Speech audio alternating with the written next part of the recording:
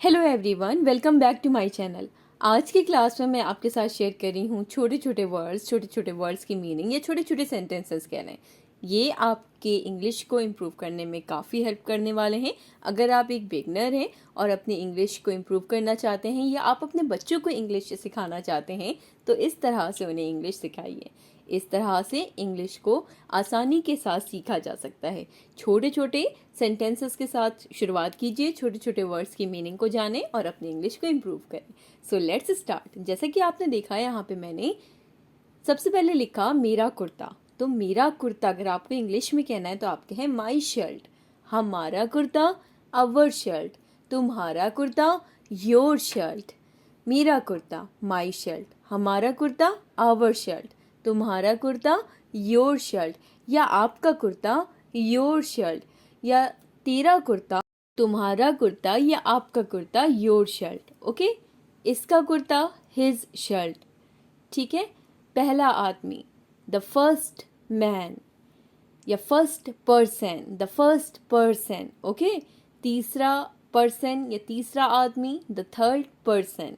ठीक है, अगर आप यहाँ पे आदमी कहेंगे तो मैन लिखें, अगर आप यहाँ पे औरत कहें तो वुमेन लिखें, और अगर आप यहाँ पे व्यक्ति कहें कि पहला व्यक्ति, वो जो पहला व्यक्ति है ऐसे बोलते हैं ना, तो पहला व्यक्ति द फर्स्ट पर्सन, चौथा व्यक्ति द फोर्थ पर्सन। ठीक है, तीसरा व्यक्ति द थर्ड पर्सन। तुमसे या तुझसे, अगर आपको कहना है तुमसे तो आप कहें फ्रॉम यू। यू मतलब तुम। ठीक है, से यानी कि फ्रॉम। तुमसे फ्रॉम यू। तुम पर या तुझ पर ऑन यू। On you. इससे, अब मैंने कहा इज से। From him. From him. Move करते हैं नेक्स्ट स्लाइड पे। अब मैंने यहाँ पे लिखा इन पर। इन पर, इसे इंग्लिश में कैसे कहेंगे? इन पर यानी कि ऑन दीज। इन पर यानी वहाँ पे कई चीज़ें, तो आपने कहा इन पर यानी कि ऑन दीज। उन पर, अब मैंने कहा उन पर, तो उन पर की इंग्लिश क्या हो जाएगी? On them. On them. Okay, इसी तरह से अगर आपको कहना है मुझ पर, तो मुझ पर ऑन मी। On me. मुझ पर ऑन मी। नेक्स्ट है, अगर आपको कहना है मुझ से, अब यहाँ पे मैंने कहा मुझ से की इंग्लिश क्या होती है? फ्रॉम। मुझ से फ्रॉम मी। मुझ पर ऑन मी। ठीक है, नेक्स्ट है, अगर आपको कहना है किसी से। किसी से अगर आपको कहना है तो आप कैसे कहेंगे? मुझे कमेंट करके बताएं। ठीक है, किसी पर मैं आपको बता रही हूँ, किसी पर यानी कि ऑन समवन। देखिए किसी से, चले मैं आपको बता देती हूँ। किसी से अगर आपको कहना है तो आप कहें फ्रॉम समवन। से के लिए फ्रॉम लगाएं, किसी यानी कि समवन। फ्रॉम समवन, किसी से, किसी पर ऑन समवन। हमारे भाई, अब मैंने यहाँ पे लिखा हमारे भाई अवर ब्रदर्स। ठीक है, हमारे भाई अवर ब्रदर्स। तुम्हारी बहनें, अब यहाँ पे मैंने बोला तुम्हारी बहनें योर सिस्टर्स। तुम्हारी बहन अगर आपको कहना है तो आप कहें योर सिस्टर। ओके, सिस्टर्स आप जब बोलें जब आपको कहना हो बहनें यानी कि कई बहनें। तुम्हारी बहनें योर सिस्टर्स। तुम्हारी बहन योर सिस्टर।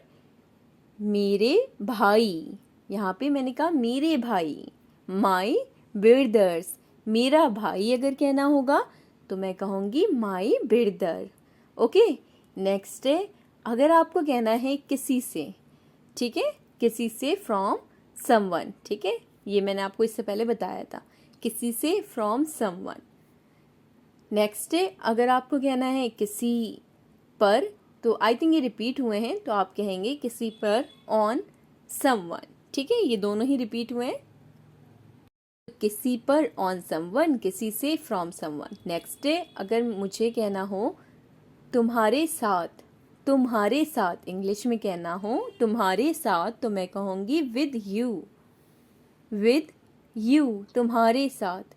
ठीक है, नेक्स्ट डे अगर मुझे कहना हो आदमी के साथ, ठीक है, तो मैं कैसे बोलूँगी? आदमी के साथ विद द मैन। पिंकी के साथ या रेनू के साथ या फिर राकेश के साथ ऐसे बोलना होता है ना, तो मैं कहूँगी with the Rakesh, with the Pinky, इस तरह से।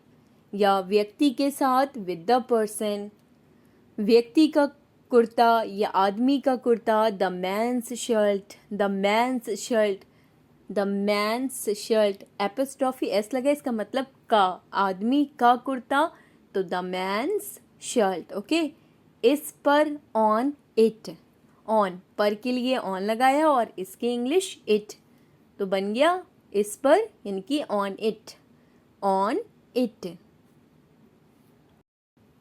मूव करते हैं नेक्स्ट स्लाइड पर। अगर अब मुझे कहना है इन पर, अब मैंने कहा इन पर, तो मैं कैसे बोलूँगी इंग्लिश में?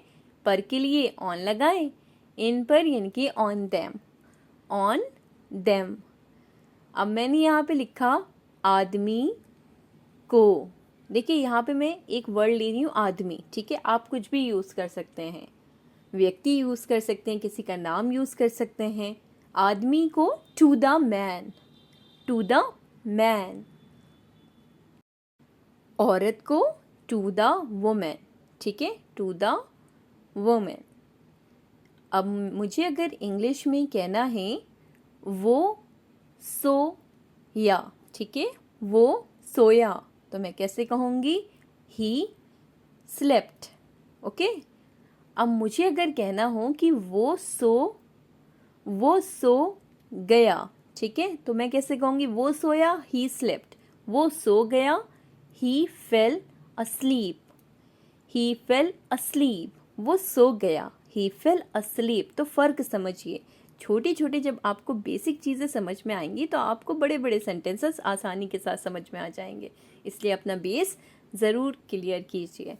अगर आपका बेस क्लियर नहीं है तो वो जारी रहता है, इट कंटिन्यूज, ठीक है।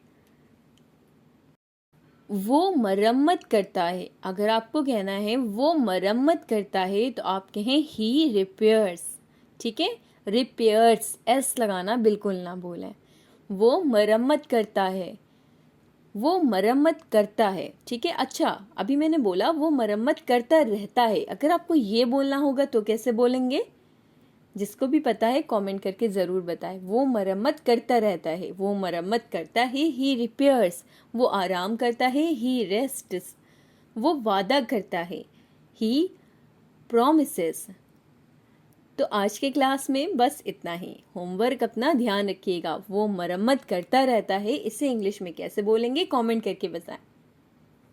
वीडियो अच्छी लगी हो लाइक शेयर सब्सक्राइब करना बिल्कुल ना भूलें। Thanks for watching.